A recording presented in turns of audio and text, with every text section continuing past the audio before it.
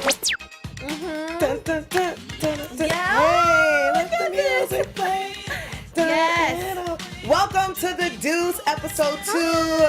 Hi guys, what's up? I am your girl Nakia Monet, and I am joined by the beautiful Louiza. Hey guys. Hey, welcome to the Deuce. We do have a full panel. Our other co-hosts are not here. They're not feeling too well, so we send our love to them. So we will be covering episode 2 right now, and make sure you guys stay tuned because after we'll be covering episode 3. So don't worry, fans. We got you guys covered. Before we get into such an explosive episode, what were your overall thoughts? For episode 2. Episode 2. We're going to do 2. Finally, I think the women are kind of realizing their power in all of this and the lack of it. From all the episodes before. They're trying to make a change. They're trying to figure out the tools. We see a lot of them wanting to read. You know, one of them got their GED. So I think for me, it's beautiful to see the women finally kind of taking a chance for all of this to see where it's going to go. You're absolutely right. It's really dope because, you know, feminism was really big in the 70s, as it is now. But this is when you start to see women are taking control of their bodies. Women are starting to stand up for themselves. And with that, we're now in 1977. We're getting to the end of the 70s. We're now about to head into the 80s. But because women are so powerful and so strong, it's harder for a pimp like Larry, who 5 years ago, it was easy for him to pick up a young lady from the bus station and sell her all these dreams. And now she comes to him like, yeah, I need directions to this porn site, not porn site, but an audition and for she a bounces. movie. She's like, that's all I wanted. Yeah, how did you feel when you seen that? Yeah, finally. Yeah, Larry, don't stop ruining the careers of these beautiful women that come from the Midwest, so sheltered, so nurtured, and just sit down already. You know, let these women figure out who they are. Even though she did still go to a porn house. Yeah, she did. But it was still like the more legal way versus Yeah. having a pimp and doing it on the streets. So I was happy for that moment. I actually loved it because a lot of things that pimps usually do, they try to take advantage of you. They say you're going to do modeling and you're going to be an actress, and they don't actually tell you what you're there for. So I actually love that this girl came off the bus and she's like, yeah, no, I know where I need to go. I need to go to this address and I'm going to audition for this movie. And the look on his face was priceless because I think pimps like him and the other pimps are starting to realize the women are standing up for themselves and they're not playing any games. So I loved it. I loved it too. They're losing control. Yes, independent Finally. women. So also we see Harvey, a skinny Harvey now. Okay, so we just did some digging on Instagram and we found out that was a fat suit. I'm gonna confirm, but I feel like I was looking on his Instagram and it was a fat suit that Why he was wearing. he so? I mean, But we do see in this episode, because he's So skinny, skinny. we see that now he's watching his eating habits. He's hiding the French fries and he's dumping Yeah. up the salt. But it was a shock to see him. It's like a totally different person. you know, I've always felt like Harvey has a thing for candy. And then when I realized, oh damn, he's married. You saw what I saw, right? Yeah. As a woman, we know. When the wife came up, I was like, oh, wow. A wife? But Like, I mean, that hasn't stopped any of those men from going into those massage parlors and they're married. yeah, making them pregnant and everything. Yes. Totally. But we come in, our guy Harvey is on set. He's skinny. He looks like a totally different guy, but Candy is his right-hand man. No pun intended, but she is on Literally. set. Not only is she acting in some scenes, but she's also helping him direct. It's like she's an AD, an assistant director, and also an art director, a new word that she had picked up. And she's killing it. Like, she's helping the girls get into characters. She's helping Larry with scripts. And she just wants to be really creative. She's feeling like she's frustrated because she wants, not Larry, Harvey, to come up with new things. How did you feel about seeing her on set and kind of like making those power moves? It was so empowering to see, but also kind of disappointing to see because a lot of that is still taking place today as we speak, about women getting respect in the industry, getting the right tools to do what they want, not having to, you know, do a lot of sexual acts to get where they want to go, as we see in the episode. But for me, it was like, yeah, you know, I saw her getting books. She was reading everything about being a director and what to do, finding better actors and funding. It was beautiful. It was amazing. Yeah. Because someone who, you know, is a prostitute, you know, has a child at home, is finally letting that go to get other ways of income for Yeah. her family when she can easily go back on the street. Exactly. You know what I mean? It was amazing. It's pretty dope. And I think it's dope for a woman like that to say, you know what, I'm not going to let you guys stereotype me and put me in this box, because most of you guys don't know why these women are in these streets. But here you have women who are smart and they want to start a business. And I love just seeing how passionate she was about it and how really like how she was so much into it and she wanted to learn. She didn't just want to put on. She's like, no, I want to learn. I want to be a director. I want to make these movies. So I thought that was pretty cool to see. Also, Harvey's backing her up though. Yeah. Harvey is holding her hand along the way, and Harvey knows about her daddy issues. Yeah. And I think he's the only guy that she could truly be herself. Right. You know, because in the first season when she was dating that guy that was just there for 2 episodes, she could not fully be herself with that man. Yeah. Harvey knows everything about Candy. And he knows her as Eileen. Yeah, exactly. Which I love. But sorry, boo, I didn't mean to cut you off. Oh no, I was gonna say there's still Eileen in her. Yeah, there's still something which I love. But I love that yeah. Harvey recognizes that, and I think that they are so close that he does ask her questions like, what made you want to even do this? Because I don't see it in you. And I love that I love that he backed her and he supports everything she does. Oh yeah, we love you, Harvey. Harvey, we love you. But speaking about support and love, Louiza, you have a message for the fans. Yes. Okay, so here it goes. Our network produces after shows for nearly all your favorite TV shows, from dramas, reality TV, sci-fi, and more. There's no network that works harder to serve television fans. But we need your help. We're asking that you please subscribe to one or more of our YouTube channels. Please, we have a ton. By subscribing to our channel, YouTube will suggest content that's tailor-made for you and you'll help AfterBuzz continue to grow. And if you're worried about pesky notifications, don't be, because they're optional. So hit that subscribe button now for this channel and check out our other after shows as well. Let us know you did so in the comments and we'll thank you on the air. For now, thanks for being the best fans and for helping us be the ESPN of TV talk. Yes, we love you guys. If you guys are on YouTube, we would love if you guys subscribe and give us the thumbs up. And please leave us some comments. Let us know who you are a fan of. Let us know who your favorite lady of the night is or your favorite porn stars. And if you guys are listening to us on iTunes, make sure you guys give us 5 stars and comments. We love your comments and we love your feedback. We appreciate you guys, and we'll give you guys a shout out too. It's like a buffet. There's so many options to choose from. So just click one. Yes. Are there anybody in the chat? Yeah, we do have one person. Am I pronouncing it right? It's Adiola ADI. Hey. So yeah. Hey, welcome. Hi, welcome. Oh, okay. So our girl Candy, aka Eileen, we now, because we are 1977, everyone's a little bit older, so we get to see her son, who's a little older now, which blew my mind. So damaged. Probably so damaged. You think so? What? Yes. There's no mother present. It's just a grandma. Well, here's the thing. I mean, I know a lot of people, like, I was raised by my grandmother. Right. I was raised by my grandmother and then my mother later on. And I think with her son, yes, he didn't get the 100% mother love, but she was still there and she was present. She was still, I mean, he wasn't like, he didn't know what she was really doing. So I don't want to say he's damaged because he grew up with grandma and grandpa in nice old Connecticut or wherever they lived, in a nice suburban area. She still got the love. She comes to the house when her father's not there. She spent time with her son. So they were having lunch, and I don't think he's damaged, but I do think he would like to spend more time with his mom, because she does suggest and say, how about we start looking for a 2-bedroom? And he got really excited about that. Well, he was opening up to her about his crush and everything. Cute. But I think you're right. I think he did see love from grandma and Candy herself, but I think sometimes issues like that might spring up teenage wise or mid-year when, you know, he's like, where's my dad? You know what I mean? Yeah. We're not going to see that yet, but, you know, if we have predictions. It could be, but I think so far, you know, grandma and grandpa have done a good job, and at least she's tried, from what we've seen in season 1 and now the beginning of season 2. And also trying, she gets the chance to meet like someone she really looks up to, which is Miss Genevieve Fury. And Miss Genevieve Fury is this woman director, and she is killing it. And Harvey kind of does her a solid where he invites Genevieve on set, and she got the chance to see Eileen/Candy work. And they have a sit down, and Genevieve gives her a little bit of advice. She tells her, she's like, listen, let me give you some. She's like, if I was your teacher, I would give you a C. She's like, first of all, your cameraman does not run you. You are his boss. Either fire him or get a new cameraman. She's like, your crew, they're horrible.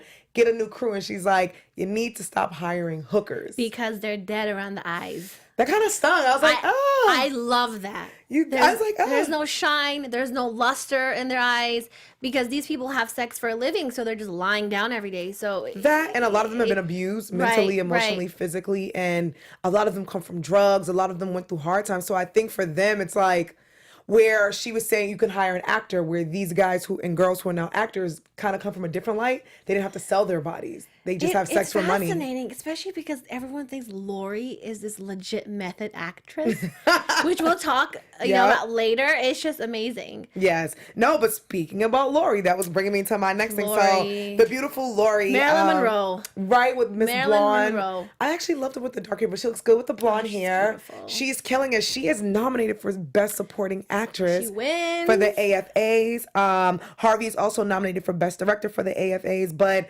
Lori's in this moment where she's kind of feeling herself. She's feeling good about herself. And, she's been doing this for a while. Cece is still there. But she meets other girls who are now kind of a little bit ahead of her, because she meets this young girl who's like, oh, I was nominated for Best Actress. And I think Lori kind of feels some type of way where she was like, wait, but that was me. I was getting the attention. So the young lady who was talking to her was like, meet with my manager / agent Kiki. And Kiki, which I love Kiki, she was like, listen, you got to get rid of your pimp. If you want me to book you, I can book you, but I take 10%. But he's going to hold you back and you need to go to LA. How'd you feel about the whole Lori situation? Well, first of all, Lori is finally realizing that she is a woman with a choice. Yes. That she can pull the plug on CC anytime. Well, that's easier said than done. Yeah, Absolutely. it is. Absolutely. Especially with CC and his abusive side. But finally, there's a woman that's looking out for women. She straight up said, I take care of my women on set. I make sure they're, fully in respect. There's no, miscommunication. There's no disrespect. And now Lori's like, damn, I can make it in this industry. But how am I going to do it when CC is just, first of all, afraid of flights, and he's just a whole different can of worms. But I think Lori's trip to LA also showed her independence, and she got a taste of LA, where she's like, what am I doing back home? Yeah. I think it also just showed her, like, I don't need this man to control me. I can be my own woman. And I think it's good for her to be around a Candy and a Kiki and a Genevieve Fury. And what I loved about this episode, it was all about independent women. Even with, Abby's always been independent, but this episode is showing you what it was in 1977, where women were saying, well, women have always kind of been independent, but now legally, they're like, no, Roe versus Wade is about to come up. We're burning our bras. You cannot tell us what to do. We're going to make these movies. We don't need no pimps to bitch slap us. You know what I'm saying? So I love that Lori's trying to discover herself. It's so past and current for today. That's why this show is so universal right now. Everyone can just watch and relate to it in so many ways. It's a must see. It really is. And I love what she said. It's like a free world. And I love her curiosity. Speaking about curiosity, Bobby is back. And Bobby, season 1, Bobby had a damn heart attack. Hilarious. Look at him now running that pimp club. I feel like he's going to have another heart attack because he's juggling 2 lives with his wife and kids on one end and the young lady that he met at the massage parlor. And has a baby with. They have a baby and he doesn't get any sleep. He's on it. They're building all these brand new massage parlors all around them on 42nd Street or 49th. I feel like Bobby's going to have another heart attack. It's too much to handle. How do you feel about Bobby? Like, were you shocked when you were like, wait, he has another wait. No, men are men. I'm not going to judge all of them, but you're in a room with, prostitutes who, have sex for a living, and you get aroused, and it's easy for you because you're the boss, and throw them a couple $100. But when you're married, you're supposed to keep your penis in your pants. So you think they have morals? These men don't have morals. No, but you shouldn't be creating new babies. If you're gonna do what you're gonna do, listen, I don't condone cheating, right? Right. But if you're gonna do what you're gonna do, you should do it smart. Keep it clean. You shouldn't be making babies. But I get it, in the 70s, 60s, and 50s, that's what a lot of men were doing. A lot of men had double lives, but I'm like, bro, you had to chill. You're gonna have another heart attack. All of these men have double lives. Lack of responsibility. And you never know, maybe the prostitute wanted a baby, a child out of this whole situation. He was paying her not to have sex with other people too, so she probably fell in love with him too. Well, Bobby needs to get it together because he's stressed out. He doesn't really spend time with his older kids who are now 7 years older. Which we saw was suspended. You know what I'm saying? So I think it's going to hit him, but it's now starting to hit him. He's a little stressed because though Frankie is creating all these new cool rooms for the guys to touch the girls, but there's all these new massage parlors popping up. Whereas 5 years ago, they had it was only 3. So now they're about to have all this competition. What do you think when you see the new partition rooms, the windows go up and you can touch and feely feel? It's just, I can't believe things like that, exist or existed in the past. Especially that scene where the client came in and I scratched the woman and she was bleeding and then she closed the little door on his hand. why so much freedom to have access to these women? And I look at these women, I'm like, why are you in these situations? But we can't judge them, right? But for me, Right. it's just surprising to see. And that's why I love David Simon, because he just meets stories like this and it Yeah. just kills him to not share it with the Well, world. this is the stuff that was happening. Like, one cool thing, this show takes place in New York City, and in New York, they have the Museum of Sex, which is one of my favorite places. At the Museum of Sex, there's a whole floor where it's a history lesson, and you literally see they were playing the first silent porn movies in black and white. I never knew that existed. They showed us sex toys that were from like the early 1900s. I didn't know those existed. So I think it's cool because people have been having sex since Jesus' time. Of course. And been doing their thing. And I think in the 70s, it was a time in Times Square. I'm from New York. I didn't grow up in the 70s. I grew up in the 90s. But I remember when Koch and all of them came to clean it up. I do remember. And New York City still has some of those sex stores. They have some of those video stores, but it's not as nasty as it used to be, where now you can go to a video store, but before you can see a live girl and touch her. Kind of like a strip club, but this time you can, like, because strippers you're not really allowed to touch. This was like, oh yeah, I'm going to touch you and get paid for it. Do you feel like it was also positive for the gay community as well at that time? Well, I don't think it was positive for the gay It was community. their I mean, way to open up their platform. No, because, in the 60s before them, this was the whole Stonewall, I think that's what it was called. And we do see, like, the gay men being attacked. Right. Being murdered. I mean, I still think it's very hard for gay people today. Even today. I will say New York City was a free time in the 70s, where a lot of people were at Studio 54 and everybody was doing drugs, and the people in the village, like the gay people in the village, were living their lives, but there were people attacking them. There were people bothering them for no reason, like it is today. Right. Everything today is like it was 40 That's years what I'm ago. saying. That this show is rising so many issues that still exist today, even with the gay people in the community as we live in today, being beat up, being shot. And that's why I love how this show not only focuses on the pain of women and prostitutes, but of a gay male. Yeah, it shows the struggle of everybody. Oh, I love it. It shows the struggle of a married man cheating on his wife. It shows the struggle of an honest man. It shows the struggle of gay men and women. It shows the struggle of women working these streets and having to sell their bodies and in porn, and trying to show the struggle of women just trying to be independent. Even like Abby, if we take it there, a college graduate, well, not graduate, a college dropout that figures her life out. She's like, I don't want to go to school. We have that controlling family that wants her to go to this great Ivy League school. So I love it. It's just so diverse. Well, you damn right you're going to go to Ivy League school if I paid all that goddamn money. And then when you see where her parents come from, I'm like, Abby girl. But she's just taking care of the prostitutes. Like, here's $10,000 again. But you know what? I give her so much respect for that, for doing that, and not pocketing daddy's money and giving that money away. Yeah. Speaking about Abby. Abby! Love Abby. So we see Abby with the shag haircut because it's kind of going into the 80s. I like her blonde. I did love her long hair. I like you blonde. But she does look the perfect role because like the late 70s going into the 80s, that's when that punk shag haircut was going on. But we do see her and Vince. They get the chance to spend some time together, and they take a road trip to Coney Island and show us a little bit more about his family. And I love that they took the moment to leave the Deuce and leave 42nd Street and take some time to go to nasty Coney Island. I only say that, guys, because I'm from New York, so it was gross. I've never been, obviously, I've never been there. I mean, Coney Island has went through its phases where I know, like, I watch a lot of old movies on TCM or TMC. Me too.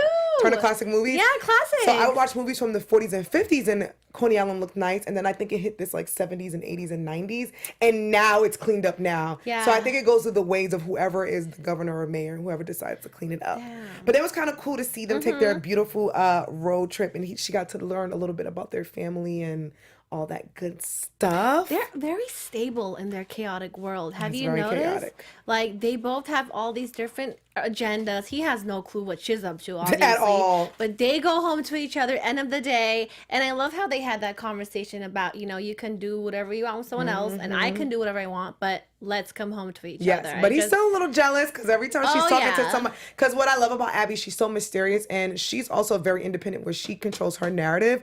And if she's on the phone, he's like, who's that? And she won't answer him. Love that. I love that. I love that. Or she's at the bar talking to a random stranger, and him and Mike are at the end at the bar, and they're like, wait, who is this guy? Yeah, yeah. So you could tell Vince really loves this girl, but I love Abby. How do you feel about Larry wanting to be a porn star now? I was just telling you, I love that idea. I mean, I'm also obsessed with that character since The Wire, so let me just give a nod to that. He has grown so much. But you know what? Here's the thing about Larry. He's realizing there's so much more out there than being pimps. Because he even had a conversation with his fellow pimps at the cafe one time, and he's like, there's so much more we can do. And then Cece goes, what else do you want? We have the cars, we have the jewels. He's like, no, there's something else. So I think he wants to see what his ability is to the next level. I think it's kind of funny and funky that he wants to actually have sex and be a porn star and everything. But we see that how easily that he got shot down. Yeah. You know, due to him being black. You know what I mean? Yeah. It's hurtful, but it's also so real. But I like the chance he wants to take. Just stop being a pimp. Yeah. Anything you gotta do. But do you think it's genuine that he really wants to stop being a pimp, or he just has no money and he's bored?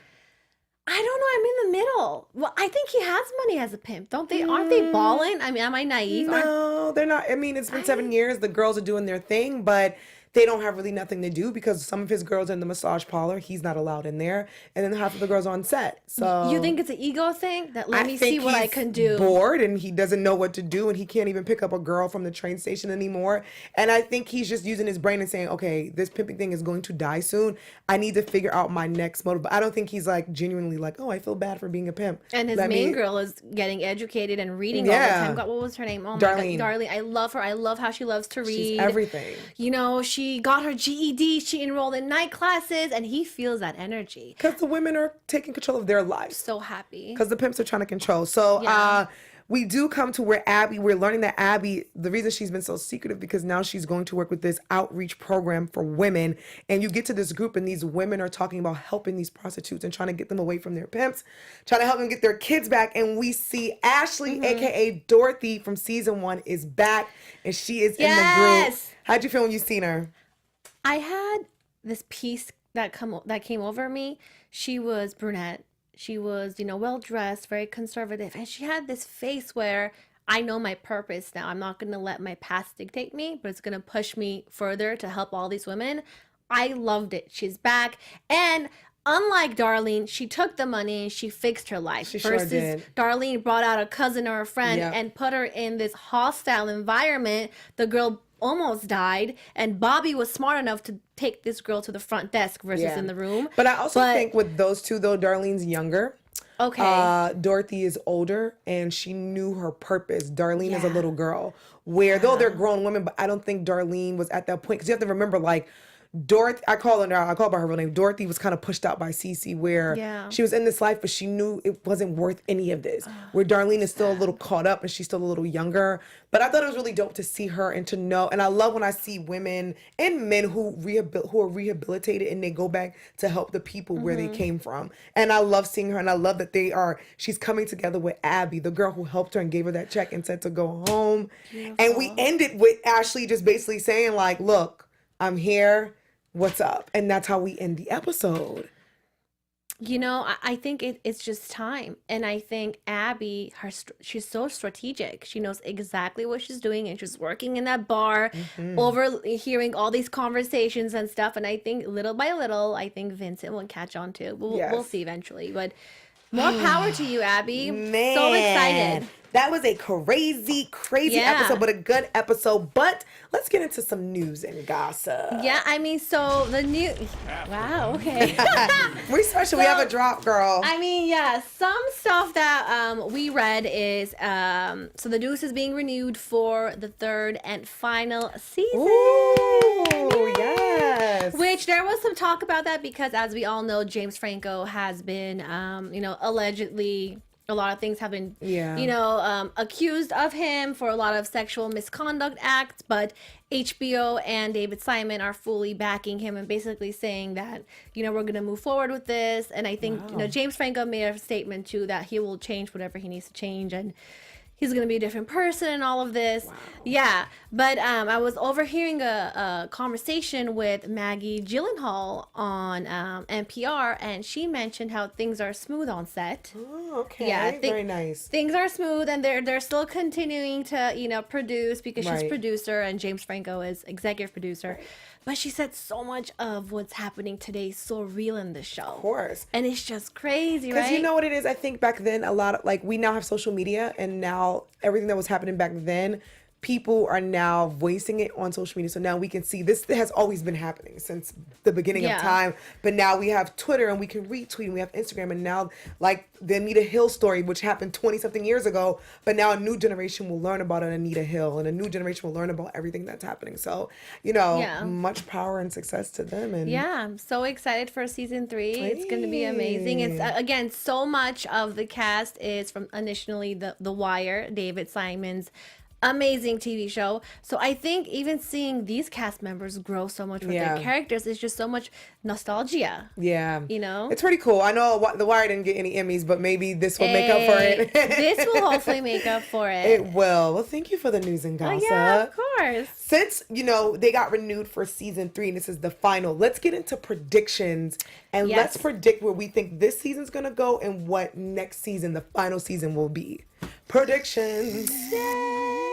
And now, your AfterBuzz TV. Predictions. So what do you think? What are you predicting that you see, maybe the next episode, and what do you think this last season's going to be about? So I think Abby is going to one by one take these women out individually and open up some kind of organization and start, stalking the mafia members, all these mobsters, you know what I mean? And just, she has all the tools. She's a very smart woman. She is. And I think our detective is going to, eventually start taking away these pimps one by one.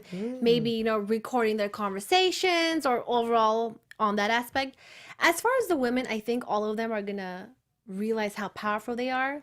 By education, by books, and also, Lori going to the acting role. She's going to realize I'm more than this.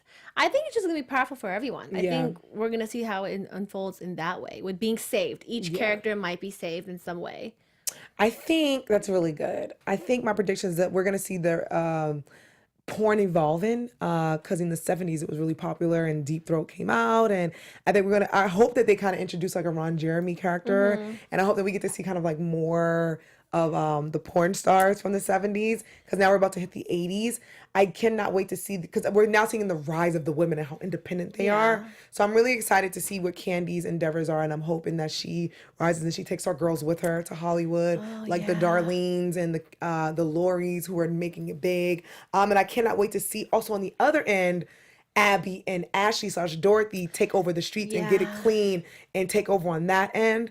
One of my predictions is, since it's the final season, I feel like they're going to push us into the 80s and we're going to see the shift and the change of like porn and even prostitutes, and how the 80s got into crack and more stuff like that. So crack, and then HIV and the cocaine, everything. Exactly. And I think that we're going to see like more like gay porn and more lesbian porn. So I'm excited to see like what the future holds. But that was a really good episode. Yeah, so much fun. Yeah, definitely. All right.